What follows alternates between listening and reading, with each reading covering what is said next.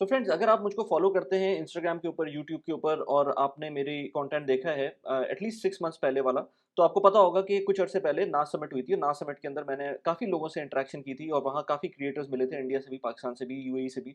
तो उसके अंदर मुझे जो बहुत सारे लोग मिले, उनमें से एक ज़हीम साहब भी थे। ज़हीम साहब को मैंने उस वक्त तो मेरा इंटरेक्शन इतना नहीं हुआ था, लेकिन फिर मैंने उनको फॉलो करना शुरू किया इंस्टाग्राम के ऊपर। तो बड़े फ़ैसिनेटिंग किस्म की उनकी स्टोरीज़ होती थी इंस्टाग्राम के ऊपर और पता चलता था कि भाई हर दूसरे-तीसरे दिन वो कहीं न कहीं निकल रहे होते हैं। बड़ा आई वाज़ इंटरेस्टेड टू सी कि उनका काम क्या है, वो किस तरह से काम कर रहे हैं, इतना पैशन कैसा है ट्रैवल का। तो इत्तेफ़ाक से रिसेंटली मेरी उनसे मुलाकात हुई और पाकिस्तानी एसोसिएशन इन दुबई में हुई। तो उनसे मैंने बहुत सारे टॉपिक्स के ऊपर बात की, जिसके अंदर उनकी अपनी स्टोरी मैंने सुनी कि किस तरह से वो almost 70 plus I think 78 countries इस वक़्त वो विज़िट कर चुके हैं अपने पाकिस्तानी पासपोर्ट के ऊपर। तो ये बड़ी इंटरेस्टिंग स्टोरी थी कि कितना प्रॉब्लम होता है हमें वीज़ाज़ लेने के लिए और फिर भी उस केस के अंदर भी वो बड़े मज़े से पूरी दुनिया घूम रहे होते हैं।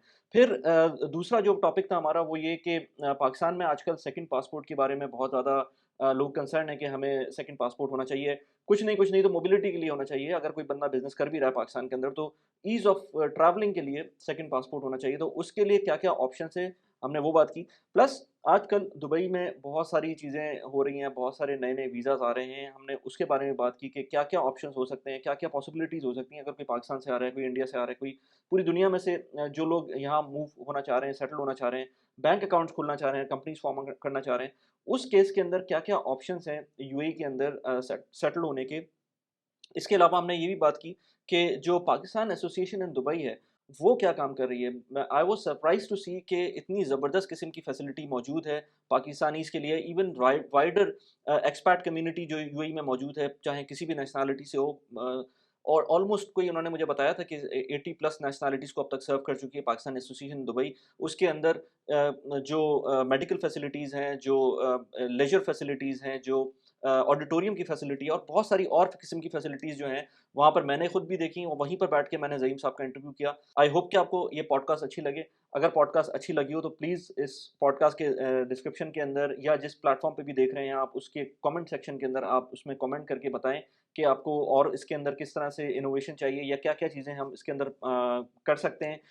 ज़हीम साहब से कोई क्वेश्चन करना हो तो वो भी आप उसके कमेंट के अंदर डाल सकते हैं। प्लस आपके पास एक व्हाट्सएप नंबर है, वो मैंने डिस्क्रिप्शन में भी डाला हुआ है, पिन कमेंट के अंदर भी मिल जाएगा। उसके ऊपर भी जाकर आप कमेंट कर सकते हैं, पूछ सकते हैं अगर व्हाट्सएप के ऊपर आपको कोई भी इस पॉडकास्ट से रिलेटेड या और किसी किस्म की कोई भी इन्फॉर्मेशन चाहिए तो उस नंबर पे कॉन्टैक्ट कर सकते हैं। इस वीडियो को लाइक भी कर लें और सब्सक्राइब कर लें चैनल को। Without further do, let's begin. So Zaheem भाई, थोड़ा-सा अपने बारे में बताएँ। मैं आपको फ़ॉलो करता हूँ सिंस नास समिट, लास्ट टाइम जब हम मिले थे, जी, जी। नास समिट के अंदर। तो नास summit was absolutely awesome experience. मैंने आज से पहले इस तरह की कोई इवेंट नहीं अटेंड किया था। तो उसमें ही आपसे लास्ट डे इत्तेफ़ाक से मुलाकात हुई थी, उसके बाद से इतनी हमारी इंटरेक्शन नहीं रही थी। तो अपने बारे में थोड़ा-सा बताएँ कि दुबई में कब से हैं आप और यहाँ पर क्या कर रहे हैं और अर्ली लाइफ़ किस तरह की थी? थैंक यू वेरी मच वली भाई फॉर द इनविटेशन।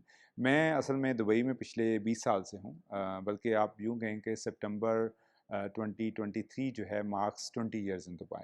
राइट। तो 20 साल पूरे हो गए मुझे दुबई में, लेकिन 23 इयर्स बैक पाकिस्तान छोड़ा था तो I went to Saudi Arabia, और पिछले 20 साल से जो है मैं यहाँ पे हूँ दुबई में।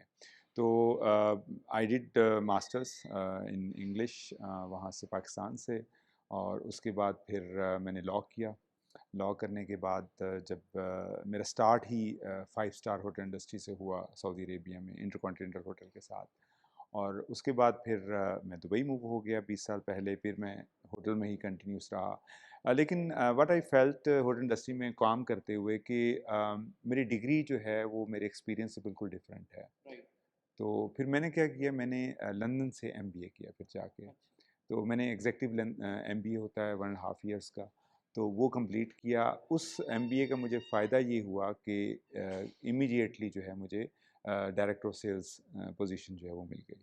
तो देन आई रियलाइज़ कि हाँ यार, जो एजुकेशन और एक्सपीरियंस है उसका भी जो गैप है वो भी आपको पूरा होना चाहिए। और आपकी जो टोटल जर्नी है उसके अंदर आप हॉस्पिटैलिटी से ज़्यादा क्लोज़ रहे हैं शुरू में और उसके बाद अब आप पहले तो आपने बताया कि किन-किन होटल्स के साथ काम किया? मेरा स्टार्ट ही अल्हम्दुलिल्लाह 5 स्टार होटल्स के साथ हुआ था। इंटरकॉन्टिनेंटल होटल, आईएचजी ग्रुप उसको कहते हैं। ठीक है। It's a world wide very well known international chain. हुँ, और फिर उसके बाद जब मैं दुबई में हुआ तो हिल्टन जेबीआर में जुमेरा बीच रेजिडेंस। और उस वक्त ज़माने में जब मैं आया था तो उस वक्त जेबीआर, जेएलटी, मरीना कुछ भी नहीं था, बिल्कुल फ्लैट सैंडी एरिया था बिल्कुल टोटल। और मुझे आज भी याद है हमारी स्टाफ अकोमोडेशन अलकूज़ में होती थी।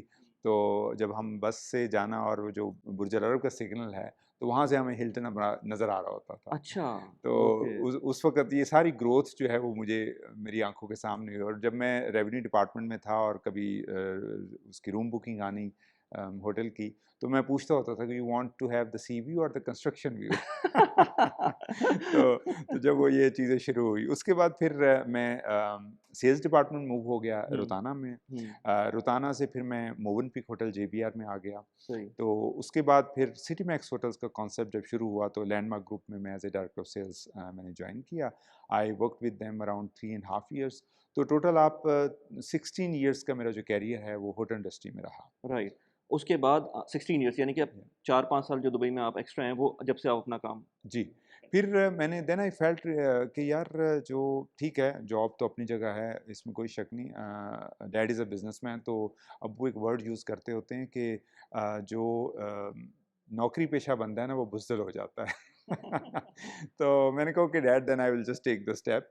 तो उसके बाद फिर मैंने एज ए कंसल्टेंट काम शुरू किया। होटल कंसल्टेंट जब मैं था तो मैंने नाइजीरिया में एक जगह है कानू, तो वहाँ पे मैंने कपल ऑफ मंथ्स काम किया। वहाँ पे चूँकि काम नहीं चल सका आगे due to the political reasons, तो फिर हमने एक रेडीमेड बिल्डिंग को फाइनल करने के बाद then I move to Sweden. तो स्वीडन में मुझे एक 3 स्टार होटल कॉन्ट्रैक्ट मिला, वहाँ पे स्कैंडिक एंड नॉर्डिक चेन जो थी उसको मर्ज करना था। तो वहाँ पे 6 महीने मैंने काम किया। तो उसके बाद फिर मैं वापस, ऑफ कोर्स मेरा दुबई तो बेस था, बेस स्टेशन तो मेरा हमेशा से दुबई रहा है। तो मेरा यहाँ पे आना जाना था, तो ट्रैवल एंड टूरिज़्म कंसल्टेंसी पे मैंने फ़ोकस किया। और इसी दौरान ही मुझे 2016 में ही आज़ाद जम्मू एंड कश्मीर के जो प्राइम मिनिस्टर उस वक़्त थे, उन्होंने मुझे इनवाइट किया। उन्होंने टूरिज़्म फॉर्मेशन पॉलिसी के लिए मुझे इनवाइट किया वहाँ की।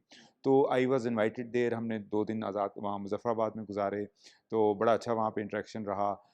वो उसके बाद फिर 2018 में जब गवर्नमेंट पाकिस्तान की नई बनी, तो आतिफ़ ख़ान टूरिज़्म मिनिस्टर थे पाकिस्तान के, तो उन्होंने टीसीकेपी जो टूरिज़्म का खैबर पख्तूनख्वा जो है कॉर्पोरेशन, वहाँ पे उन्होंने मुझे इनवाइट किया। तो वहाँ पे हमने फिर एक प्रोजेक्ट करना था।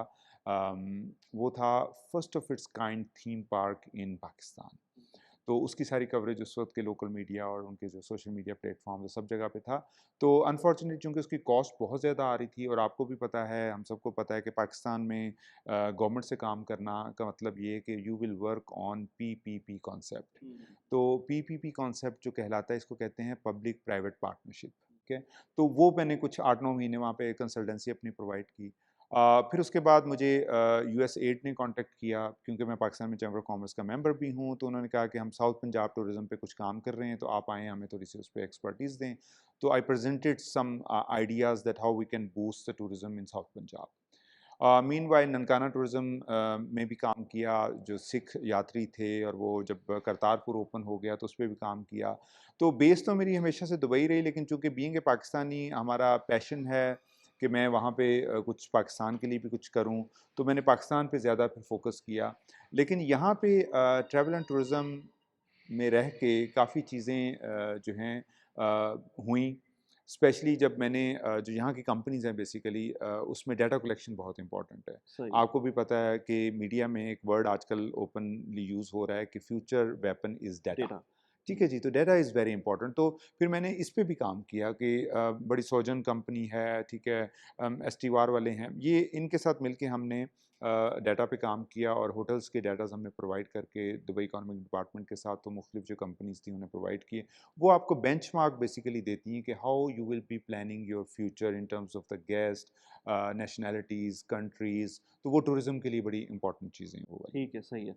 तो यानी कि फिर आप होटल के पॉइंट ऑफ व्यू से ही अपना काम आगे करते गए और फिर जी, वो टूरिज़्म में चले गए एंड देन नाउ जो अभी आपका बिज़नेस है, जिसके लिए मैं आपको आपकी इंस्टाग्राम को भी फॉलो कर रहा होता हूँ। बाय द वे इंस्टाग्राम को ज़रूर फॉलो करें ज़हीम भाई के, बड़ा वाइब्रेंट किस्म का इंस्टाग्राम होता है और बड़ी नई-नई जगहें देखने को मिलती हैं। अभी आप बता भी रहे थे कि बोट्सवाना जाने वाले हैं आप। तो ऐसी जगह हैं जो कि नॉर्मली लोग सोचते नहीं हैं, वहाँ पर आप जा रहे होते हैं और कितने कंट्रीज़ आपने ट्रैवल किए अब तक?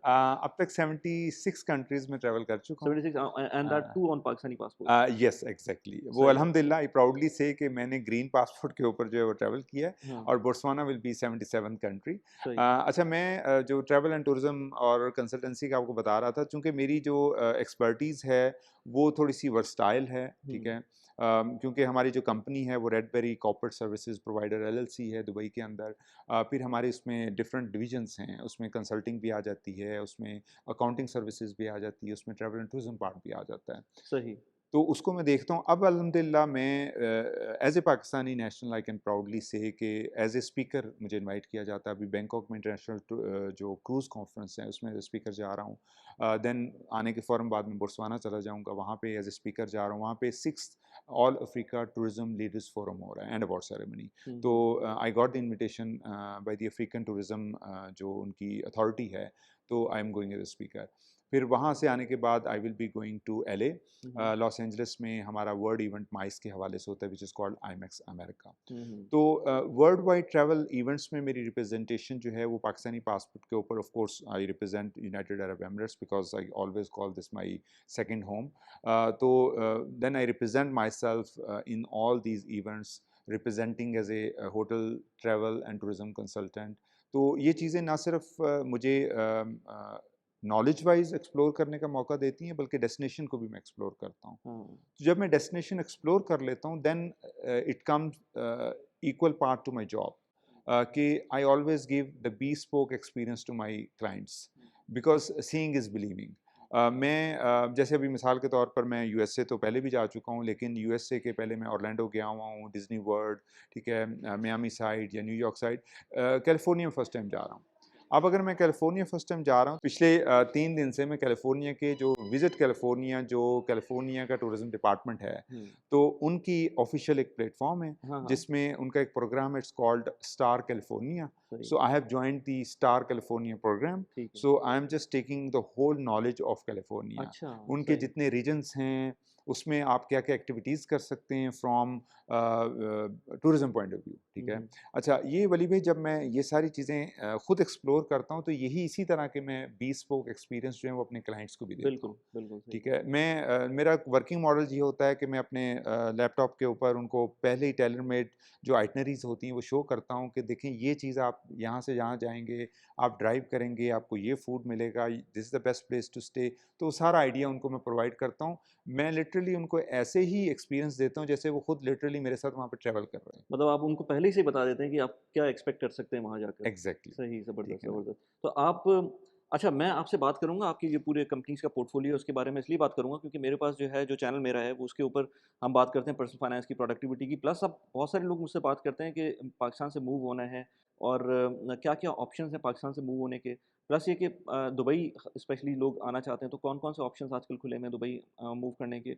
क्या कॉस्ट कर सकती है? तो ये बहुत सारी बातें अभी मुझे मुझे आपसे करनी है लेकिन मुझे उससे पहले आपसे पूछना है कि पाकिस्तानी पासपोर्ट पे आपने कैसे इतना ट्रैवल किया? क्योंकि बहुत जो लोग पाकिस्तान के अंदर हैं, उनका सबसे बड़ा कंसर्न ये होता है, अगर पाकिस्तान से ना भी निकलना चाहें, तो वो कहते हैं, "यार, हमें एटलीस्ट ट्रैवल डॉ के लिए एक डिफरेंट पासपोर्ट चाहिए।" तो पाकिस्तानी पासपोर्ट पे एक तो कैसे ट्रैवल किया? यूएई ने कितना हेल्प किया आपको उस ट्रैवलिंग के अंदर? और उसके बाद अब जो लोग पाकिस्तान के अंदर हैं, उनको क्या करना चाहिए ट्रैवलिंग के लिए? वेरी गुड क्वेश्चन वली भाई।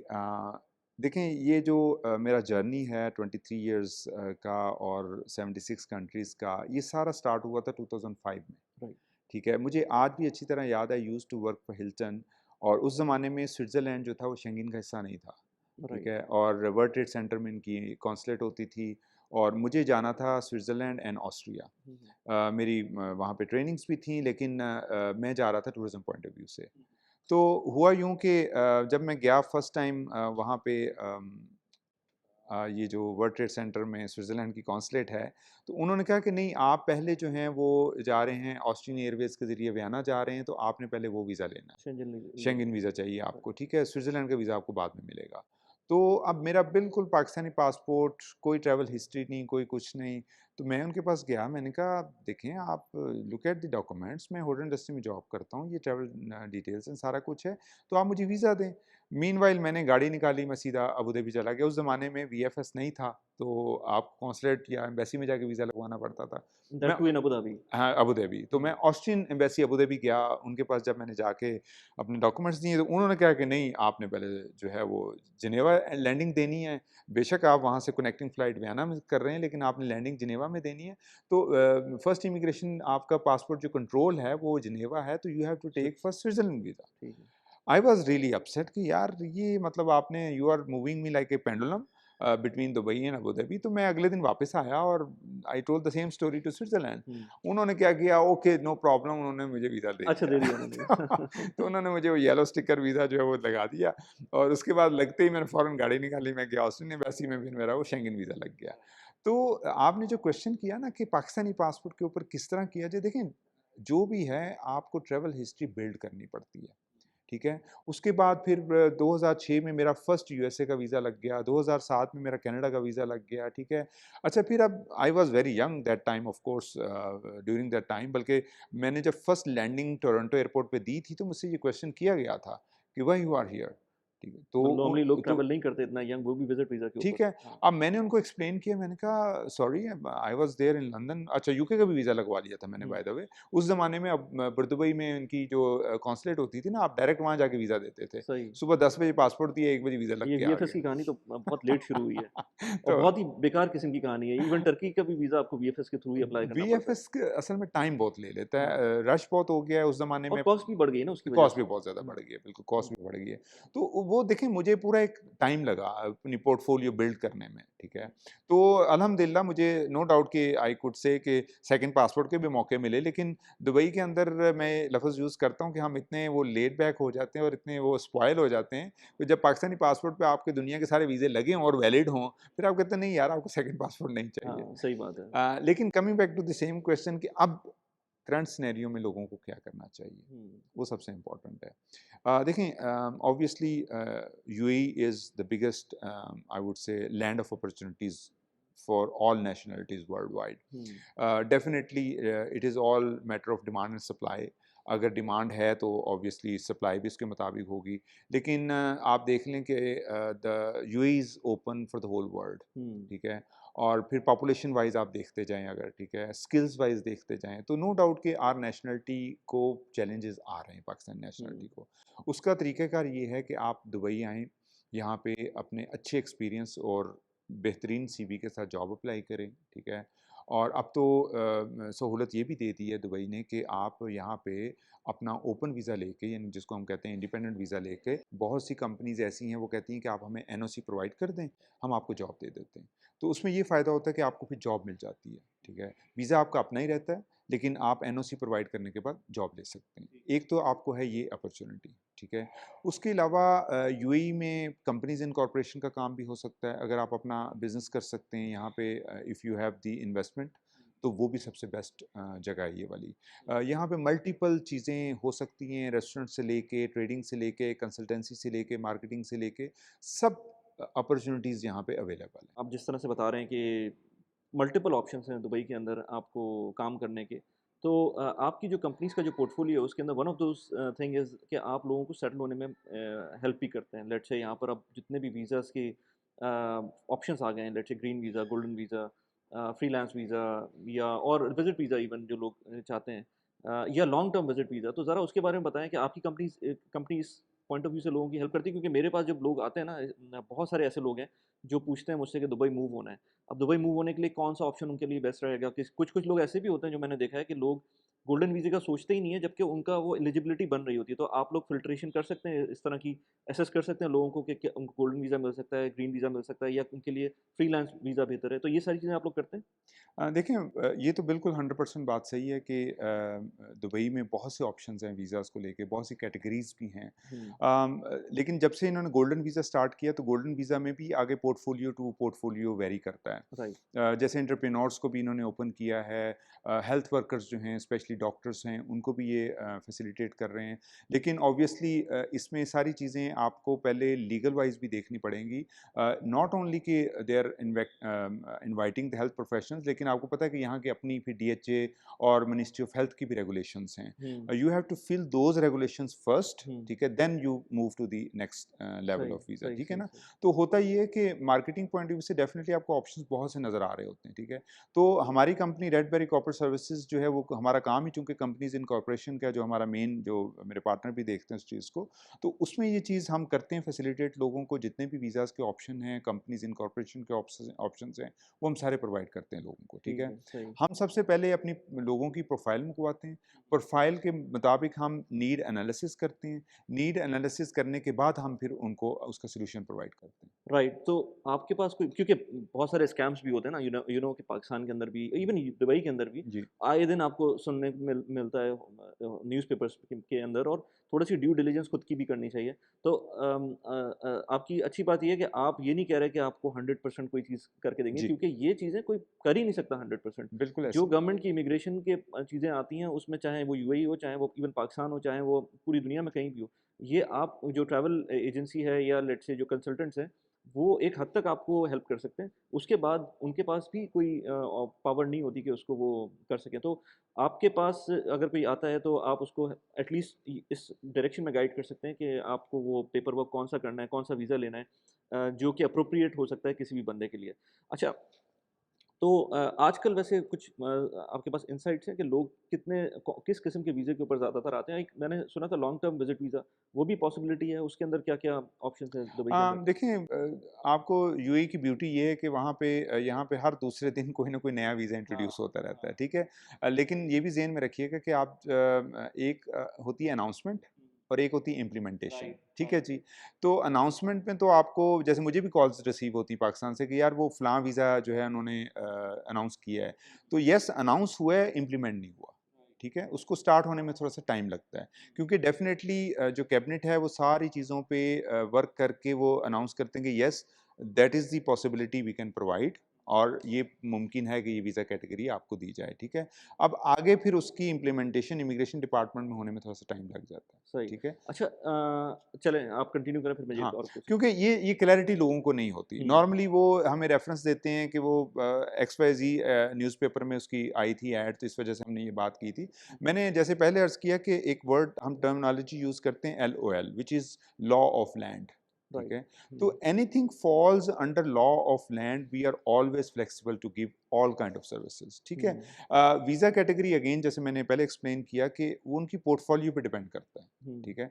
अगर तो वो बिज़नेस कैटेगरी में फ़ॉल करते हैं या वो बिज़नेस खोलना चाहते हैं तो then there are many opportunities. आपको पता है दुबई के फ्री ज़ोन्स हैं, यूएई के अंदर कितने फ्री ज़ोन्स हैं जहाँ पे हम उनको दे सकते हैं, मेनलैंड की अपॉर्च्युनिटी दे सकते हैं, ऑफशोर की अपॉर्च्युनिटी दे सकते हैं, फिर उनको बैंक अकाउंट ओपन करने की फैसिलिटी प्रोवाइड कर सकते हैं। एक चीज़, I am sorry, I am hmm. Interrupting you here, आपने ये बहुत बहुत बहुत अच्छी बात की। बहुत सारे लोग होते हैं जिनको कुछ नहीं करना, इवन यूएई का वीज़ा भी नहीं चाहिए, लेकिन उनको बैंक अकाउंट चाहिए यूएई का। तो इज़ इट पॉसिबल कि कर सकें आप? ये गोल्डन वीज़े में ओके, ओके। अपॉर्च्युनिटी सिर्फ़ आई है। हुँ, गोल्डन वीज़े ने ये फैसिलिटी दी है कि अगर आप गोल्डन वीज़ा होल्डर हैं, तो आप अपना बैंक अकाउंट खोल सकते हैं, सही, ठीक है? सही। लेकिन अगर आपकी कंपनी फ़ॉर्म नहीं हुई, अगर आपके पास कोई एम्प्लॉयमेंट कॉन्ट्रैक्ट नहीं है, आपके पास कोई रेज़िडेंस वीज़ा नहीं है या कोई प्रॉपर्टी नहीं है, या कोई प्रॉपर्टी नहीं है, तो आप बैंक अकाउंट नहीं खोल बैंक अकाउंट सकते। नहीं खोल सकते। तो हाँ, ये क्लैरिफ़ाई होना चाहिए, जी, क्योंकि बहुत सारे लोग मुझे आके बोलते हैं कि यार यूएई का बैंक अकाउंट खोलना है। तो मैं भी यही कहता हूँ कि यार मुझे एग्ज़ैक्टली नहीं पता, जितना मुझे समझ में आता है रेज़िडेंस के लिए खुल सकता है। जी, कोई प्रॉपर्टी हो आपकी, क्योंकि रेंटल आएँगे उसके, तो फिर वो बिल्कुल। उसके उसके लिए खुल सकता है। मॉर्गेज अगर आपकी हो तो उसके लिए जी, खुल सकता है। या let's say golden visa of course आपका है तो वो हुँ, तो ये मैं सबको इसीलिए बोलता हूँ कि जिसका गोल्डन वीज़ा है, जो कि सबको मैं यही बताता हूँ कि यार जिसकी एलिजिबिलिटी बन जाती है हाँ गोल्डन जी, वीज़ा की, उसको फ़ौरन अप्लाई कर देना चाहिए। यू नेवर नो बिल्कुल। लाइफ़ किस तरह से टर्न लेती है आपकी। तो बेहतर ये है कि गोल्डन वीज़ा अप्लाई कर दें। अच्छा, ये चीज़ें तो मतलब अगर आपके पास कोई आता है तो आप उनको पूरी तरह से गाइड कर सकते हैं कि एब्सोल्यूटली। किस तरह से। अच्छा, मुझे एक चीज़ और पूछनी है आपसे कि जब से मैं यूएई में हूँ तो मैंने कुछ क्लीशे चीज़ें देखी हैं। जैसे किसी का मेडिकल ग्राउंड के ऊपर जो है ना रिजेक्शन हो जाता है वीज़े का, या रेज़िडेंस वीज़े का, या फिर किसी का सिक्योरिटी क्लीयरेंस की नाम पे वीज़ा रिजेक्ट होता है। और मैंने खुद पर्सनली ऐसे लोगों को जानता हूँ जो दोनों केसेस के अंदर जो हैं लोगों ने कंटेंड किया उसको। कुछ लोग उसमें क्लियर भी हुए हैं, कुछ लोग नहीं हुए। डबल नाम की वजह से प्रॉब्लम आती है। तो इस तरह के इश्यूज़ को आप कितना मतलब आप ज़ाहिर-सी बात है ये तो इमिग्रेशन के पॉइंट ऑफ व्यू से मसले हैं ना, इसमें आपका बहुत ज़्यादा कर नहीं सकते, लेकिन कुछ लेवल पे आप कभी ऑफ़िस जा सकते हैं। अबू धाबी में मेरे ख़्याल से एक इनका मेन सिक्योरिटी ऑफ़िस है। जी। लोग वहाँ जाते हैं अपने नाम क्लियर करवाने के लिए, तो इसमें आप फैसिलिटेट करते हैं इस तरह की चीज़ें? जी, बिल्कुल देखिए ये तो चूँकि हमारी नेचर ऑफ़ बिज़नेस है, तो हमारी नेचर ऑफ़ बिज़नेस में जब हमारे पास कोई कंपनी फ़ॉर्मेशन के लिए आएगा, तो हमारे पास ये चैलेंजेस भी आते हैं, ठीक है? क्योंकि आपको पता है आजकल हर चीज़ ऑनलाइन है। तो अगर ऑनलाइन डॉक्यूमेंटेशंस की वजह से कोई नेम मैचिंग किसी वजह से आ रही हो और वो सेम नेम बाज़ औक़ात क्या होता है, सेम डेट ऑफ़ बर्थ होती है, सेम नेम होता है, लेकिन उसकी नेशनैलिटी कोई और होती है। और उसका नाम जो है वो ब्लैक लिस्ट में होता है। होता ये है कि सिस्टम ऑटोमैटिकली उसको पिक करता है और वो कह देता है कि ये बंदा ब्लैक लिस्ट है, ठीक है? उसको फिर हम मैनुअली हटाते हैं जाके, by providing all the documents कि नहीं भई ये बंदा तो जो है क्लियर है बिल्कुल, इसका कोई क्रिमिनल रिकॉर्ड नहीं है, ये बंदा पहले दुबई में आया भी नहीं है, ये कंपनी यहाँ फ़ॉर्म कर रहा है या एम्प्लॉयमेंट वीज़े पे यहाँ पे है या रेज़िडेंस वीज़े पे किसी किस्म का है, तो उसपे फिर हमारी कंपनी जाके उसको मैनुअली क्लियर करवाती है, ठीक है? क्योंकि देखें ये भी अगेन केस टू केस होता है कि ऐसे केसेस अभी रिसेंटली मेरे एक आए बांग्लादेश से उन्होंने अपनी कंपनी रजिस्टर करनी थी कंपनी रजिस्टर भी हो गई कंपनी रजिस्ट्रेशन होने के बाद उनका नाम ब्लैक लिस्ट में आ गया राइट, ठीक है तो उस वीज़े को क्लियर करवाने में हमें 2 ढाई महीने लग गए अच्छा, ठीक है फिर अच्छा। इसी तरह एक टर्किश नेशनल का हमारा केस आ गया ठीक है वो मेडिकल ग्राउंड्स पे उसका रिजेक्ट हो रहा था ठीक है उसको फिर हमने मेडिकल ग्राउंड्स से उसको क्लियर किया सारा हुँ, तो सॉल्यूशंस आर देयर ऑलवेज हुँ, ठीक है लीगल सॉल्यूशंस ऑब्वियसली 100% हम उसको चेक कर लेते हैं अगर लीगल वाइज उसको कोई इशू नहीं है और सिस्टम उसको कोई एरर दे रहा है ठीक है कोई प्रॉब्लम आ रहा है सॉफ्टवेयर की वजह से ठीक है तो फिर हम मैनुअली जाकर रिक्वेस्ट करते हैं by providing the supporting document तो वो क्लियर हो जाता है सही क्योंकि अगर कोई बंदा ये काम खुद करने बैठे, एक तो पाकिस्तान से बैठ के अगर कोई कर रहा है या बाहर से कोई बंदा बैठ के कर रहा है, तो उसके लिए वैसे ही बहुत मुश्किल होगा क्योंकि इमिग्रेशन या गवर्नमेंट आपको उस तरह से रिस्पॉन्ड तो करेगी नहीं, जिस तरह से नॉर्मल होता है। लेकिन अगर आप कोई आपको फैसिलिटेटर मिल जाए within let's say the country like any company like yours, तो फिर उसके लिए काफ़ी बेहतर हो जाता है। मैंने खुद भी बहुत सारे ऐसे केसेस देखे हैं जिसके अंदर और बहुत कभी-कभी पेटी इश्यूज़ होते हैं, जिसके अंदर मैं खुद एक चीज़ से गुज़रा हूँ कि कभी आपका एग्ज़िट के ऊपर नाम नहीं एग्ज़िट किया प्रॉपर्ली, उसके एग्जैक्टली बाद वो विज़िट वीज़ा निकलने में प्रॉब्लम हो जाती है। अच्छा विज़िट वीज़ा जब निकलने में प्रॉब्लम हो रही है प्रॉब्लम ये है कि आप पैसे भी दे चुके होते हैं, जी जी विज़िट वीज़ा के, वो पैसे ज़ाया हो चुके होते हैं। ऐसे ही ऐसे नेक्स्ट टाइम दोबारा विज़िट वीज़ा आपको अप्लाई करना पड़ेगा, तो इसके लिए ड्यू डिलिजेंस बहुत इम्पोर्टेंट है। अच्छा हम अब ज़रा थोड़ा-सा डिफरेंट टॉपिक पे आते हैं कि लेट्स से मैं यूएई में हूँ या इवन पाकिस्तान के अंदर हूँ, मैं कहीं भी हूँ। मुझको और मेरे पास इनफ फंड्स भी हैं लेट्स से वैसे तो पाकिस्तानी रुपए के जो हैमर हुआ है पाकिस्तानी रुपए उसके बाद आधे रह गए हैं पैसे लोगों के पाकिस्तान में पिछले 4 साल के अंदर।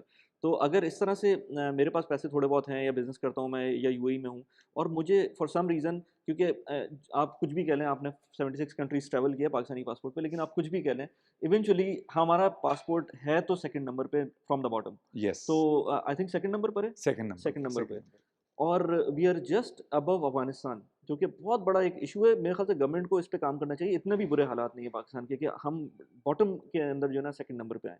आई डोंट नो कि पाकिस्तानी गवर्नमेंट क्या कर रही है और इस पे काम हो रहा है कि नहीं हो रहा है। लेकिन अगर कोई बंदा ये चाहता है कि मैं पासपोर्ट चेंज करूँ अपना फॉर एनी रीज़न कुछ लोग होते हैं जो for the love of Pakistan या उनका जो बिज़नेस है पाकिस्तान में उसकी वजह से मूव नहीं करना चाहते लेकिन फिर भी मोबिलिटी तो चाहिए ना हर बिज़नेसमैन को। वो चाहता है कि यार कम से कम टाइम में वीज़ा लगे मेरा और मैक्सिमम काम हो सके। आज भी मैं ऐसे लोगों को जानता हूँ जिनके 20 साल से यूएस के विज़िट वीज़ा लगे हुए थे। यूके का वीज़ा अप्लाई करने जाते हैं, रिजेक्ट हो जाता है। For any reason of sorts तो मतलब ये एक एक बैक ऑफ द माइंड तो रहता है ना कि कभी भी आपके साथ हो तो सकता है। ऐसा नहीं है कि आपको कोई गारंटी है इस चीज़ के बिल्कुल अंदर।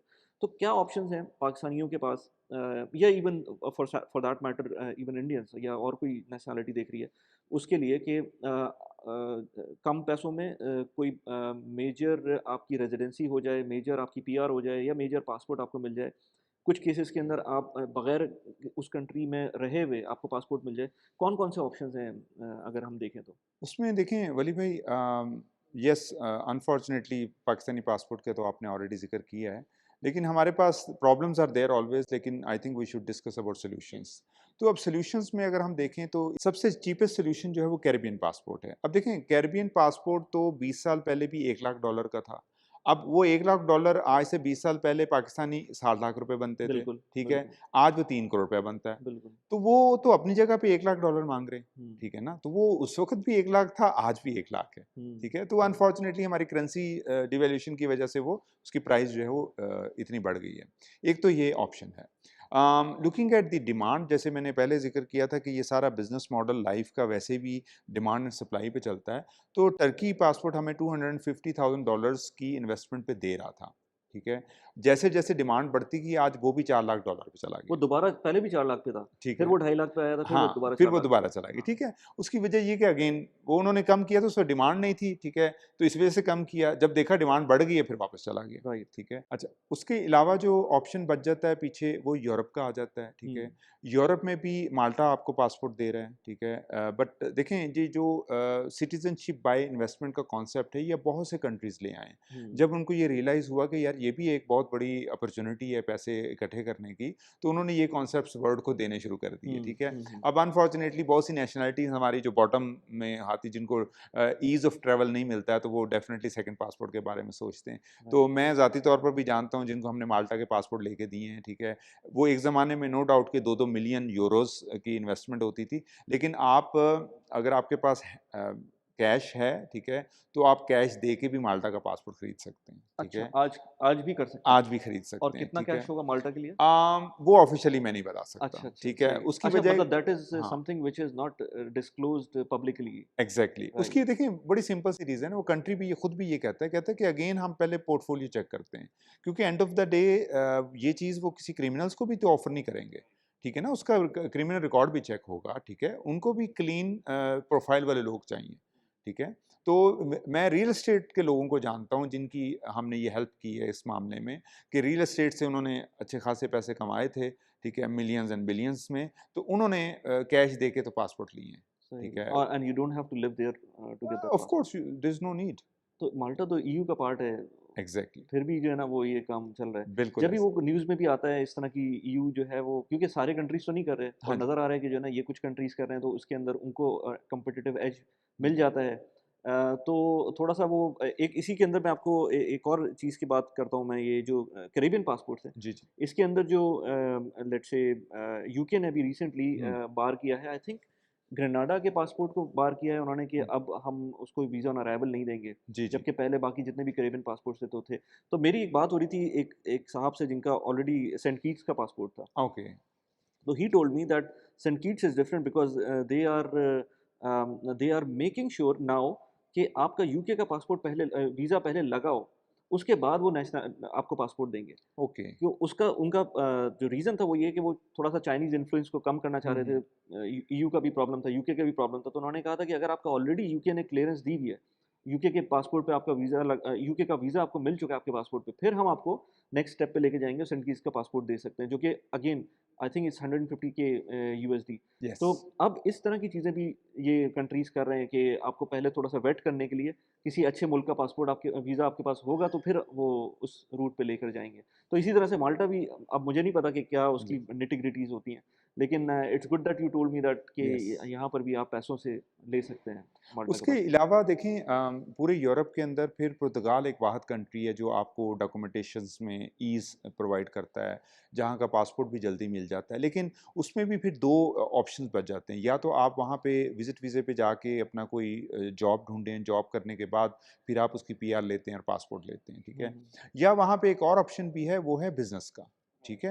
आप वहाँ पे मैं जो चूँकि 2 एंड हाफ मंथ्स पुर्तगाल में रह के आए हैं और मैंने काफ़ी वर्किंग की वहाँ पे, मैंने वहाँ पे कुछ यूनिवर्सिटी में अपने फील्ड से रिलेटेड लेक्चर्स भी दिए, रिस्पॉन्सिबल टूरिज्म पे, सस्टेनेबल टूरिज्म पे, हलाल टूरिज्म पे। तो मैंने कुछ साइड लाइन पे कुछ वर्किंग जब की, तो I wanted to provide the cheapest solution to Pakistani market, hmm, hmm. ठीक है?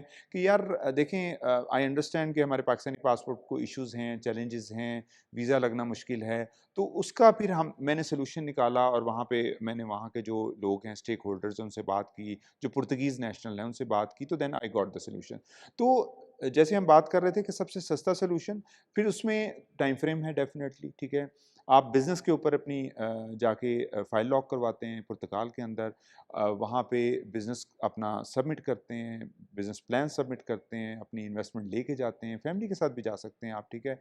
उसके बाद आप अपना पीआर का सफ़र शुरू कर सकते हैं, ठीक है? राइट। देखें अगेन लाइफ़ के अंदर पहले तो ये सोचें कि कोई शॉर्टकट नहीं है। हुँ, अनफॉर्चुनेटली माई बैचमेट्स कंसल्टेंट्स जो हैं हमारी फील्ड के अंदर, पूरी वर्ल्ड के अंदर अपने बिजनेस को आई वुड से मार्केट करने के लिए कुछ ऐसी चीज़ें यूज़ कर जाते हैं या कह देते हैं अपने सोशल मीडिया पे जिनकी एग्जिस्टेंस नहीं है, ठीक है, जिसकी वजह से क्लाइंट जो है वो पैसे दे के फंस जाता है, हुँ, ठीक है। हुँ, हमने मैं मेरी एक आदत है, ये हमारी कंपनी का भी ये बड़ा सिंपल सा मॉडल है कि we work less but we work on a very clean model. ठीक है, nitties and gritties are always there in any business, ठीक है, challenges are always there in any profile, लेकिन उसके सॉल्यूशंस भी मौजूद है। राइट। जैसे जो इमिग्रेशन के अंदर जो मैं सबसे ज़्यादा चीज़ें सुनता हूँ ना कि गारंटीड वीज़ा या डन बेसिस पे वीज़ा, ये जो सारी चीज़ें होती हैं, मेरी समझ में खुद भी नहीं आती थी, क्योंकि ऑफ़ कोर्स आप कोई चीज़ इस तरह से कैसे किसी को क्लेम कर सकते हैं, क्योंकि ये तो आपके हाथ में ही नहीं है ना। जी जी। आपके हाथ में नहीं है कि कोई लेट्स से पोर्टुगीज़ इमिग्रेशन आपके हाथ में नहीं है, या वहाँ पर किस तरह से काम हो रहा है वो आपके हाथ में नहीं है। इवन आप उसको एक्सपेडाइट नहीं कर सकते। बिल्कुल। जैसे कनाडा में कौन से होते हैं वो जीसीएम नोट्स होते हैं, जो आपको मिल सकते हैं अगर आप अपना केस देखना चाहते हैं, वो भी जी। उसके भी पर्टिकुलर वो हैं, अ, उसके एसओपीज़ हैं, जिसके थ्रू आप जा सकते हैं। आपको नहीं पता कि वहाँ पीछे क्या हो रहा है, आप अपने केस को एक्सट्राइड भी नहीं कर सकते, तो कैसे कंसल्टेंट बोल सकता है कि I can do this for 100%? तो वो तो नहीं हो सकता। तो आप लोग अगेन लेट्स से कोई जाता है पोर्टुगीज़ वीज़ा के लिए, तो पोर्टुगीज़ लेट्स से वहाँ पर जो मैं अभी तक लोगों को देख रहा हूँ फ्रीलांस नॉर्मली लोग जाते हुए देख रहा हूँ मैं। पोर्टुगी मैं खुद तो गया नहीं हूँ पोर्टुगल, तो आप मुझे थोड़ा-सा ये आइडिया दें कि वहाँ इंग्लिश लैंग्वेज का बैरियर या language barrier unlike let's say मैंने सुना है कि जर्मनी वगैरह में जहाँ पर ज़्यादा होता है, तो वहाँ पर है उस तरह का मसला? नहीं देखिए वली भाई, एक बात बताऊँ मैं, ये चीज़ मैंने रियलाइज़ की थी जब मैं स्वीडन में प्रोजेक्ट कर रहा था 6 महीने के लिए, कि English is international language, no doubt about it, hmm, ठीक है ना?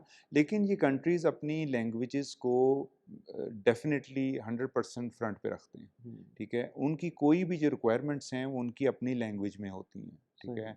English is very well spoken, no issues at all, ठीक है?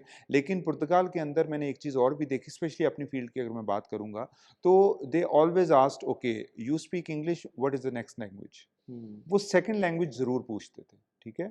अच्छा, ये तो है एक टोटल, आप कह लें कि जर्नी के वो डिपेंड करता है कि जो बंदा गया है वहाँ पे, आया कि वो जॉब के लिए गया है, बिज़नेस के लिए गया है, तो कन्वर्सेशनल मैटर्स के लिए तो कोई इश्यू नहीं है, हुँ, ठीक है? लेकिन गवर्नमेंट मैटर्स में आपको फिर वहाँ पे थोड़ा-सा चैलेंज आता है। ठीक है। ठीक है, कि आपने कोई पेपर वर्क करना है तो डेफ़िनेटली आपको फिर वहाँ के लॉयर की ज़रूरत पड़ती है। तो हुँ, वहाँ का जो लॉयर है वो, या जहाँ वहाँ का जो कंसल्टेंट, डेफ़िनेटली वो वहाँ का कंसल्टेंट भी लॉयर ही होता है, तो वो लॉयर आपको हेल्प करता है उसमें, सही। ठीक है? तो ये तो मैंने बहुत सारे लोगों से, जब टर्की मैं खुद टर्की जब गया था, तो मैंने देखा था कि इवन दो कि वो इतना हाईली टूरिज़्म डिपेंडेंट कंट्री है, लेकिन वहाँ पर भी इंग्लिश स्पीकिंग जो है वो उन लोगों की वो उस तरह से उसको प्रेफ़र नहीं करते। तो पोर्टुगल भी टूरिज़्म के हिसाब से एक बड़ा मुल्क है, तो वहाँ पर आपको शायद मार्केट्स के अंदर तो मिल जाए, अपना काम चलाने के लिए लैंग्वेज हाँ, काम कर सकती है। लेकिन अगर आप फ्रीलांस वीज़ा के ऊपर हैं, जो कि आपका काम ही नहीं है वहाँ पर, आपका हुँ। सारा काम ऑनलाइन है, फिर आप वहाँ पर रहते हुए कन्वर्सेशनल जो छोटा-मोटा काम है वो आप कर सकते हैं। लेकिन जब आपकी बात आती है गवर्नमेंट से रिलेटेड या लेट्स से कोई ऐसा काम जिसके अंदर आपको ऑफ़िशियल पेपर वर्क करना हो, तो आपको लाज़मी लॉयर से बात करनी पड़ेगी, बिल्कुल करनी और आप पड़ती लोगों है। के डेफ़िनेटली लिंक अप होंगे इस जी, तरह जी, की। देखिए मैं वही अर्ज़ कर रहा हूँ कि मेरा 2 एंड हाफ मंथ्स वहाँ रहने का जो मकसद था वो ये था कि एक तो सस्ते सॉल्यूशंस प्रोवाइड किए जाएँ मार्केट को। दूसरे नंबर पे हम उस चीज़ पे प्रोवाइड करें कि तो थोड़ा-सा अनफॉर्चुनेटली मुझे जो पुर्तगाल के अंदर एक्सपीरियंस हुआ है कि वहाँ पे नेगेटिव वाइब्स इसलिए ज़्यादा हैं कि वहाँ पे 2 नंबरियाँ बहुत ज़्यादा हैं, ठीक है? हुँ, और करने वाले भी सॉरी टू से इंतहाई रिस्पेक्ट के साथ वो हमारे लोग ही हैं, हुँ, ठीक है? हुँ, तो इसलिए बड़ा आपको केयरफुल होके चलना पड़ता है वहाँ पे।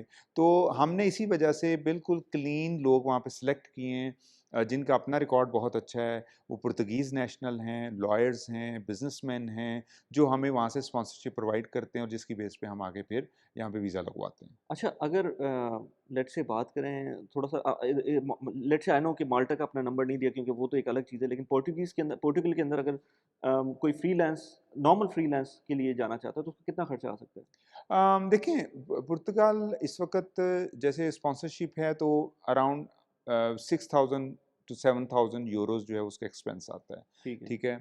अब वहाँ जाके एक एक्सपेंस अलग है, वो वहाँ की गवर्नमेंट फ़ीस होती है, ठीक है? अब मैं उसको एक्सप्लेन करना चाहूँ तो मैं आपको पूरी डिटेल दे सकता हूँ कि उसका प्रोसीजर क्या है, क्या स्टेप्स हैं, वो हुँ, एक फुल अलग एक आप कह लें प्रोसीजर है पूरा, प्रोसेस है सही, उसका, सही, ठीक सही, है? सही। लेकिन उसका जो एक्सपेंस है डेफ़िनेटली देखें ये पाकिस्तान के अंदर भी हमारा माइंडसेट है सिंपल सा कि गवर्नमेंट की फ़ीस फॉर एग्ज़ाम्पल 500 है, कहते हैं यार यार मुझे लाइन में लगना, मुझे इंतज़ार नहीं करना, यार ये 1000 ले लो आप कम कर दो, हुँ, राइट? ठीक है हुँ, ना? वो वहाँ हुँ, पे जो एजेंट्स बैठे हैं, ये कंसल्टेंट बैठे हैं, वो ये काम करते हैं, ठीक है हुँ, ना? हुँ, गवर्नमेंट फ़ीस तो 500 ही होगी, ठीक है? हुँ, लेकिन आप 1000 देते हैं कि यार चलो यार मुझे लाइन में नहीं लगना, आप ये एज़ ए प्रायोरिटी काम कर दें। सही, सही। तो इसी तरह के सॉल्यूशंस वहाँ भी मौजूद हैं, हुँ, ठीक है?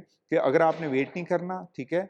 Definitely again and again I am using the word कि तमाम चीज़ें लीगल होती हैं, लीगल मैटर्स में ही होता है, ठीक है? शॉर्टकट कुछ नहीं होता, ठीक है? लेकिन everything comes with a price, सही। ठीक है? अच्छा, अब मेरे दिमाग में एक और क्वेश्चन है कि लेट्स से मैं कोई एक नॉर्मल प्रोफ़ेशनल हूँ या बिज़नेसमैन हूँ या फ्रीलांसर हूँ, लेकिन मुझे जहाँ पर मैं हूँ, मैं खुश हूँ। लेट्स से मैं पाकिस्तान में हूँ, पाकिस्तान में खुश हूँ, मैं यूएई में हूँ, मैं यूएई में खुश हूँ, लेकिन मुझे एक ट्रैवल डॉक्यूमेंट ज़रूर चाहिए, ताकि मेरी मोबिलिटी अच्छी रहे। उसके लिए चीपेस्ट और बेस्ट ऑप्शन क्या हो सकता है? लाइक लेट्स से टर्की का ऑप्शन सामने है, ये कैरेबियन पासपोर्ट सामने है, माल्टा या लेट्स से पोर्चुगल का ऑप्शन है, या इसके अलावा और भी ऑप्शन होंगे। जॉर्जिया ने मैंने सुना है कि उनके पास भी कुछ इस तरह के ऑप्शंस हैं। तो कंसिडरिंग कि कम से कम पैसों में ज़्यादा से ज़्यादा मोबिलिटी इस वक्त के हिसाब से, क्योंकि ये चीज़ें चेंज हो रही होती हैं, तो उसमें सबसे बेस्ट कौन सा ऑप्शन आपके ख्याल में होगा? और देखिए क्या-क्या कॉस्ट आ रही होगी अप्रॉक्सीमेटली? देखिए, पता है क्या? अभी फ़िलहाल तो चीपेस्ट सॉल्यूशन जो है ना देखें अगेन बात आ जाती है कि अगर हम वो सॉल्यूशन ले भी लेते हैं, तो आगे वो आपको हेल्पफुल रहेगा कि नहीं रहेगा। जैसे आपने खुद ये भी एक्सप्लेन कर दिया मुझे यूके के हवाले से कैरिबियन का, ठीक है? ये एक पॉइंट है, हुँ, ठीक है? ये मेरे भी नॉलेज में इज़ाफ़ा है, ठीक है? हुँ, तो इसीलिए ये डिपेंड करता है बंदे के ऊपर वो कितना खर्च करना चाह रहा है, ठीक है ना? अगर तो वो really he had a separate money, ठीक है, वो कहते हैं कि यार पीस ऑफ माइंड है क्योंकि टर्की का 4 लाख जो डॉलर्स की इन्वेस्टमेंट के साथ आपको 2 से 3 महीने पासपोर्ट मिल जाता है क्योंकि टाइम फ्रेम भी बड़ा इंपॉर्टेंट है, हुँ, ठीक है हुँ, ना? हुँ, क्योंकि वहाँ पे टर्की में आपको जाके कम से कम 15-20 दिन, महीना लग जाता है ये सारी डॉक्यूमेंटेशंस में, फिर आप वापस आ जाते हैं, तो हुँ, 3-4 महीने में पासपोर्ट आपका बन के आ जाता है, ठीक है? हुँ, तो आपने पैसे भी देखने हैं, आपने टाइम फ्रेम भी देखना है, हुँ, ठीक है? हुँ, माल्टा वो भी जल्दी हो जाता है, हुँ, ठीक है?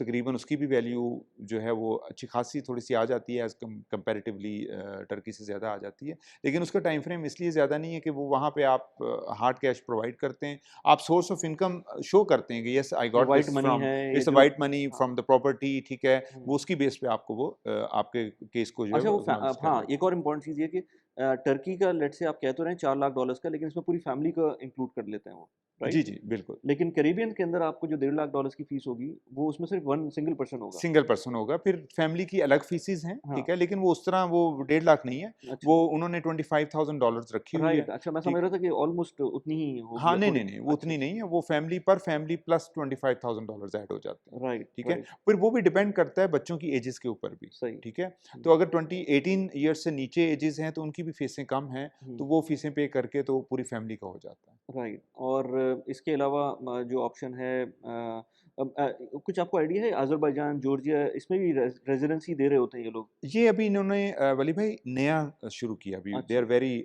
आई would say pioneer in this field they are also working on this one ठीक है और ये बात मुझे पाकिस्तान में भी लाहौर में जब मैं था रिसेंटली तो वहाँ पे भी लोगों ने कहा यार आज़रबाईजान दे रहा है ठीक है तो देखें आपको पासपोर्ट इंडेक्स पे जाके ये देखना है कि इस पासपोर्ट की वैल्यू वैल्यू कितनी क्या है है? हुँ, देखें पीस ऑफ माइंड क्या है आपका ईज़ ऑफ ट्रैवल हुँ, अगर मैं ये देखता हूँ कि यार मुझे $1 लाख में XYZ पासपोर्ट मिल रहा है बट मुझे एक्सेस है 50 कंट्रीज़ की। हुँ, लेकिन मुझे $1.5 लाख में एक पासपोर्ट मिल रहा है उसकी एक्सेस है मुझे 100 कंट्रीज़ की, हुँ, ठीक है? तो डिफरेंस तो है, ठीक हुँ। है ना? तो ये भी बड़ी इंपॉर्टेंट चीज़ें हैं कि प्राइस भी वैल्यू करती है मैटर करती है, उसके अलावा फिर आपकी नंबर ऑफ कंट्रीज़ की एंट्री भी मैटर करती है। एक और चीज़ जो वेरी इम्पोर्टेंट है देखने के लिए, वो ये कि मैं अभी जॉर्जिया गया हुआ था, तो वहाँ पर रशियन इन्फ्लुएंस मुझे बहुत नज़र आया। रशिया की गाड़ियाँ नज़र आ रही हैं, सब कुछ, और फिर साथ में जो है ना बैड वर्ड्स भी लिखे हुए थे दीवारों पे अगेंस्ट रशिया। तो मेरी जो गाइड थी, मैंने उससे पूछा कि यार तुम लोग रशिया को इतना बुरा भला तो कहते हो, मुझे नज़र आ रहा है दीवारों पे, लेकिन गाड़ियाँ नज़र आ रही हैं रशिया की, और तुम लोग खुलेआम वीज़ा ऑन अराइवल है दोनों का। तो कह रही थी कि भाई देखिए, हमारे पास ऑप्शन नहीं है, हम जो है वो एक छोटा सा मुल्क है, रशिया इतना बड़ा मुल्क है, उसने ऑलरेडी 20% एरिया पे कब्जा किया हुआ है, एंड वो आज चाहे वो केक वॉक होगा उनके लिए जॉर्जिया पे हम्म, कब्जा करना। अब जॉर्जिया का पासपोर्ट रिलेटिवली स्ट्रांग है, क्योंकि वो ईयू का उसको एक्सेस मिल जाता है। यस। लेकिन कल को अगर रशिया कुछ कर देता है उनके साथ, तो फिर तो वो सब दोबारा से बैक टू स्क्वायर वन आ जाएंगे। तो आपको ये भी देखना पड़ता है कि वो कंट्री कितना स्ट्रांग है। अब टर्की है, ठीक है, टर्की में शायद आपको इतना स्ट्रांग वो ना मिले, कि एक्सेस ना मिले, हो सकता है उसकी इकोनॉमी इतनी अच्छी ना हो। लेकिन अगर उस पॉइंट ऑफ व्यू से देखें तो टर्की को कोई केक वॉक नहीं होगा, टर्की को कोई आके कब्जा नहीं कर सकता उसके ऊपर। ये चीज़ें भी देखने वाली होती हैं। अब कोई ईयू में माल्टा है, of course ji Malta ji, EU का पार्ट है, तो बिल्कुल। उसके ऊपर कोई इस तरह से कब्जा नहीं कर लेगा। या कैरेबियन है, God forbid, I don't know, बिल्कुल समंदर के अंदर है, हम्म। कुछ हो जाए उसके अंदर तो यू नेवर नो। तो ये चीज़ें भी आपको at the same time consider करनी पड़ती हैं। देखें, सोशियो इकोनॉमिक और पॉलिटिकल सेक्टर्स ऐसे हैं जिस पे ना आपका इख्तियार है ना हमारा इख्तियार है, हाँ। ठीक है। वो तो डेफिनेटली चीज़ें सब जगह स्टैंड करती हैं, ठीक है हुँ। ना। ये कंट्री के ऊपर डिपेंड करता है, ये आपके ऊपर डिपेंड करता है कि फॉर द टाइम बीइंग जो सोल्यूशन मैं ले रहा हूँ वो कैसा दे रहा है, बिल्कुल, ठीक है ना। बिल्कुल। ये तो किस्मत भी होती है वो थोड़ी-सी। वो थोड़ी सी किस्मत भी होती है, ठीक है ना। हाँ। कुछ लोग होते कहते हैं सर मुंडाते ओले पड़े हाँ, हाँ, हाँ, हाँ, हाँ, हाँ। तो सही। वो डिपेंड करता है उस चीज़ के सही। ऊपर। अच्छा ज़हीम भाई, अभी मैं आया हुआ था, बाय द वे आप मुझे और ज़हीम भाई दोनों को इंस्टाग्राम पे फ़ॉलो कर सकते हैं, क्योंकि ज़हीम भाई बड़ा अच्छा कंटेंट डालते हैं। मैं भी अभी पाकिस्तानी एसोसिएशन दुबई आया हुआ हूँ, तो यहाँ पर भी मैं कुछ स्टोरीज़ डालूँगा अपनी, तो वो उसमें मुझे आप फ़ॉलो कर सकते हैं। पाकिस्तानी एसोसिएशन इन दुबई के बारे में मुझे कुछ बताएँ। बहुत ही ज़बरदस्त किस्म की बिल्डिंग है, बहुत अच्छी वाइब्स आई। मैं जब पहली दफ़ा यहाँ पर आया, 13 years I have been here in the UAE, and then पहली दफ़ा मैं यहाँ पर, आपने बुलाया तो मैं यहाँ पर आया, तो काफ़ी अच्छा आपने इंट्रोडक्शन दिया। काफ़ी जगहें हैं, तो इसके बारे में बताएँ, कैसे फंड हो रहा है ये? और बराबर में मुझे इजिप्शियन कॉन्सुलेट नज़र आया, कॉन्सुलेट तो नहीं, ये आई थिंक ये भी क्लब है सोशल इनका, क्लब है, यस। और इंडियन क्लब भी यहाँ जी करीब जी। में ही है, बरदुबई के अंदर हम लोग हैं। तो किस तरह से चल रहा है ये इतना अच्छी सेटअप? और बाकी नेशनैलिटी भी मुझे नज़र आई है, सिर्फ पाकिस्तानी नहीं। तो ये किस तरह से है कि पाकिस्तानी क्लब के अंदर आपको हर तरह की नेशनैलिटी नज़र आ रही है? तो क्या है पूरा ये पाकिस्तान एसोसिएशन दुबई? देखें, पाकिस्तान एसोसिएशन दुबई जो है ये तो एक बहुत ही we call it a mini Pakistan. तो इसमें मैं डायरेक्ट आपसे अब बात करूंगा और आपको इनवाइट भी करूंगा यहाँ पे पाकिस्तान एसोसिएशन दुबई में, कि पाकिस्तान एसोसिएशन दुबई जो है वो works under community development authority. अब community development authority government of Dubai का एक अदारा है जो कि तमाम सोशल क्लब्स को यहाँ पे लाइसेंस प्रोवाइड करता है किसी भी किस्म की एक्टिविटी करने के लिए। तो अब अली भाई ने तो माशाल्लाह सारा अभी विज़िट कर लिया है, तो मैं आप लोगों को भी इनवाइट करता हूँ। तो this is the only voice for 1.6 million Pakistanis residing in UAE. अभी सुनने में आ रहा है कि ये 1.6 मिलियन जो हैं वो फिगर्स 2 मिलियन तक पहुँच चुकी हैं, बट डेफ़िनेटली इसके सोर्सेज़ जो हैं वो एम्बेसी ही वेरीफ़ाई कर सकती है। ये जगह जो है ये ऊद महता पर लोकेटेड है। 1963 से पाकिस्तान दुबई दुबई के अंदर काम कर रही है, बिफोर द एग्जिस्टेंस इवन। जिस बिल्डिंग पे इस वक्त हम बैठे हुए हैं ये 1983 में बनी थी। ये लैंड जो है it was gifted to the Pakistani community by the father of his highness Sheikh Mohammed bin Rashid Al Maktoum. उन्होंने ये पाकिस्तानी कम्युनिटी को गिफ्ट की थी। फिर हमने 1983 में यहाँ पे एक बिल्डिंग बनाई और उस वक्त से फिर ये कॉन्सेप्ट चला। हम इस वक्त ऑडिटोरियम में बैठे हैं। पाकिस्तान ऑडिटोरियम 2015 में बना। उसके बाद फिर हमने पाकिस्तान मेडिकल सेंटर बनाया जिसकी ओपनिंग अगस्त 2024 में हुआ है। आप pad.ae पे जब जाएंगे तो आपको पूरी इसकी इन्फॉर्मेशन भी मिल जाएगी, लेकिन मैं 2 पॉइंट्स आपको बता दूं कि ये जो कम्युनिटी सेंटर है it's first of its kind, the biggest the largest Pakistani community centre in the world, ठीक है। एक तो ये हो गया। दूसरा है Pakistan medical centre. Pakistan medical centre again first of its kind for by any community in GCC. तो जो सोशल क्लब्स हैं उनके अंदर मेडिकल का कॉन्सेप्ट नहीं है। लेकिन पाकिस्तान मेडिकल सेंटर एक वाहद था जिसके लिए कम्युनिटी डेवलपमेंट अथॉरिटी की और के लिए उसमें अमेंडमेंट की गई और हमें डीएचएस से अप्रूवल मिली और ये फिर जो है वो पीएमसी बना यहाँ पे। इट्स अ क्लिनिकल कॉन्सेप्ट, ठीक है। आप पाकिस्तान मेडिकल सेंटर गूगल पे डालेंगे तो आपको उसकी भी सारी डिटेल्स मिल जाएंगी। It's a self sustainable model, a very minimum cost. आप उस पे आके जो है एक्सपेंस पे आके आप डॉक्टर जीपी को जनरल फिजिशियन को दिखा सकते हैं। अगर आपके पास इंश्योरेंस है मोस्ट वेलकम, ठीक है, आपकी इंश्योरेंस भी एक्सेप्ट होती है। Otherwise charges are minimum. अगर ऐसे हमारी कम्युनिटी में बहुत ही अंडर प्रिविलेज्ड लोग हैं, जो अफ़ोर्ड ही नहीं कर सकते हैं पे करना, तो हमारा वेलफेयर का डिपार्टमेंट है जिसमें वो आके अपने आप को रजिस्टर करके, तो वो भी यहाँ पे डॉक्टर्स को दिखा सकते हैं। उसकी भी 10 से 20 दिरहम मिनिमम रजिस्ट्रेशन कॉस्ट होती है, व्हिच इज़ नथिंग, ठीक है। तो ये तो एक ओवरऑल इंट्रोडक्शन है पाकिस्तान एसोसिएशन दुबई का। हमारा यहाँ पे ऑडिटोरियम है, स्पोर्ट्स फैसिलिटीज़ हैं, ब्रिक कैफ़े है, उसके अलावा पाकिस्तान मेडिकल सेंटर है, हमारा सिम्पोजियम है यहाँ पे। तो बहुत सी ऐसी चीज़ें हैं जिस पे अगर आप खुद यहाँ आएँगे तो आपको मज़ा भी आएगा, आप एन्जॉय भी करेंगे, और बल्कि मैं सबको इनवाइट कर रहा हूँ वली भाई के तवस्सुत से। ज़बरदस्त। मैं खुद भी देख रहा था। मुझे थोड़ा-सा इंटरेस्टिंग ये लगा था मेडिकल सेंटर, क्योंकि इसमें भी अगेन आपने शायद ये मिस कर दिया कि क्योंकि यहाँ पर मैं जो दूसरी नेशनैलिटीज़ को देख रहा था, आप यस। उसके बारे में ज़रा बताएँ कि यहाँ पर दूसरी नेशनैलिटीज़ किस तरह से आ रही हैं और क्या इंटीग्रेशन है यहाँ पर? जी, वली भाई वेरी गुड क्वेश्चन। देखें, जैसा कि हमने अगस्त 2020 में इसको सॉफ्ट ओपनिंग कर दी थी इसकी, तो फर्स्ट ईयर ऑफ ऑपरेशन में अल्हम्दुलिल्लाह वी सर्व्ड 52 नेशनैलिटीज़ और अब तक हम अराउंड 80 नेशनैलिटीज़ को सर्व कर चुके हैं। सही। तो ये बहुत ही ज़बरदस्त मॉडल है, क्योंकि कोई भी ऐसी सोशल क्लब आपके पूरे यूएई के अंदर, क्या शायद जीसीसी भी नहीं है, जो कि दूसरी कम्युनिटीज़ को भी सर्विस दे रही होगी। हुँ। तो ये अल्हम्दुलिल्लाह ये पाकिस्तानी कम्युनिटी के लिए प्राउड प्राउड मोमेंट्स हैं कि हम दूसरी कम्युनिटीज़ के लिए भी हमने डोर्स ओपन किए हुए हैं। एंड आई फ़ील कि इस तरह की फैसिलिटीज़, इस तरह की बिल्डिंग, इस तरह की जो पूरा एनवायरनमेंट है, जो इसका एक वाइब आती है, वो आई डोंट सी कि वो दूसरी communities, let's say Indian, let's say Egyptian, जो कि हमारे अब लोग कहेंगे इक्विवेलेंट कह रहा हूँ मैं, लेकिन अ इन टर्म्स ऑफ पॉपुलेशन वो लोग ऑलमोस्ट सेम है। इंडिया तो बहुत बड़ा है, लेकिन जी। उस तरह की मुझे नज़र नहीं आई उनकी उनके क्लब्स, या होंगे भी तो वो लेट्स से उसके अंदर जो उसकी प्राइसिंग है वो इस तरह की है जो कि काफ़ी एक्सपेंसिव है, जो कॉमन मैन की रीच में नहीं आती है। वली भाई बिल्कुल बड़ा ज़बरदस्त पॉइंट आपने उठाया कि जो एसोसिएशन पाकिस्तान एसोसिएशन दुबई है ना, इनका नॉन कमर्शियल कॉन्सेप्ट है, हुँ, ठीक है। We are non for profit organisation definitely, ठीक है। और ये माशाल्लाह से ये जितनी जगह बनाई भी, ये सारी कम्युनिटी ने खुद बनाई है। राइट। तो इसका जो कॉन्सेप्ट रखा गया था वो ओन अ ब्रिक कॉन्सेप्ट था। हुँ, हुँ। तो ओन अ ब्रिक कॉन्सेप्ट में ये सारा जो है वो मॉडल चल के, पूरी इसकी हिस्ट्री है बड़ी मज़े की। तो वहाँ पे काफ़ी लोगों ने कंट्रीब्यूट किया और ये दूसरी कम्युनिटीज़ को भी सर्व कर रहा है। सही, ज़बरदस्त। चलें यार ज़हीम भाई, बहुत मज़ा आया आपके साथ बात करके, एंड आई होप कि हम आगे भी इस तरह से आते रहें, और जो लोग यूएई में रहते हैं, दुबई में रहते हैं ख़ास तौर पे, उन लोगों के लिए बहुत अच्छी जगह है। एक बल्कि मैं देख रहा था वो जो क्रिकेट का एक आई मीन जो एक ऑडिटोरियम तो नहीं, वो सिम्पोजियम है। सिम्पोजियम है जिसके अंदर आप देख सकते हैं जी। मैचेज़, प्लस ये कि ओपन हाँ एयर जी, ओपन ओपन एरिया एरिया भी है, ज उसके अंदर भी आप जी। जाके देख सकते हैं। हम लोग देखते रहते हैं कभी-कभी, अब पहले मैचेज़ होते थे तो हम सोचते थे कि कहाँ पर बड़ी एरिया में जाके देखें, तो ये यहाँ पर तो इतना बड़ा ऑलरेडी मौजूद है, जहाँ जी। पर आप आके कम्युनिटी फ़ील के साथ आप कर सकते हैं। और यहाँ कैफ़ेज़ वगैरह भी हैं जो कि हाँ जी। आपको कैटर करते हैं। ज़बरदस्त यार, I would definitely recommend everybody to just at least visit once, and then आप ऑटोमैटिकली खुद ही उसमें आएँगे कभी ना कभी, बच्चों के साथ आएँ, फैमिलीज़ के साथ आएँ। ज़हीम भाई, थैंक्स अ लॉट, आपने टाइम लिया यहाँ पर, एंड नाइस एनवायरनमेंट, और यहाँ पर बैठ के हम लोग बात की हमने। और अब आपके बिज़नेस के लिए I wish good best of luck. Thank you very much. कोई किसी को अगर इस तरह की जो भी हमने आज कन्वर्सेशन की है, कोई बात करनी हो, कोई पूछना हो, तो हमको आप प्लीज़ कमेंट में लिख के बताएँ।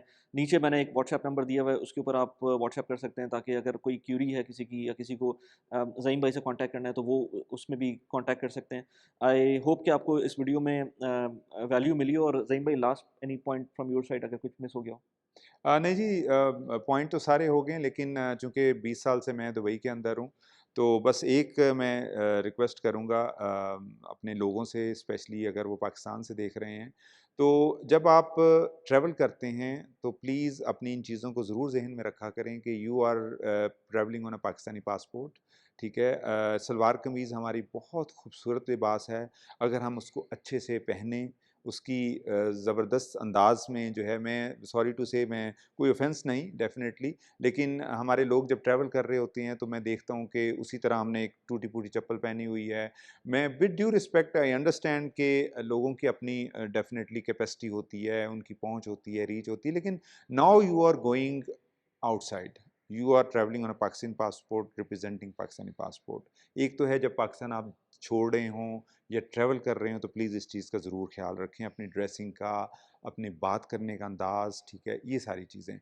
दूसरे नंबर पे आपका कंट्री, मैं दुबई के अंदर पिछले 20 साल से हूँ, तो यहाँ का जो लॉ ऑफ लैंड है आप उसको प्लीज़ फॉलो करें, because this is my second home, this is your home also, this is giving you bread and butter. तो यहाँ के लॉज़ का ख़्याल रखें, उनको रिस्पेक्ट करें, ठीक है? और ईमानदारी के साथ, ऑनेस्टी के साथ अपने कंट्री को प्रेज़ेंट करें।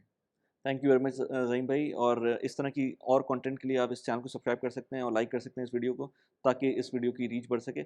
Again I would request anybody to have interaction, यहाँ पर नीचे जो कमेंट सेक्शन है उसके अंदर आप जा सकते हैं, इंस्टाग्राम को फॉलो करें। Thanks a lot.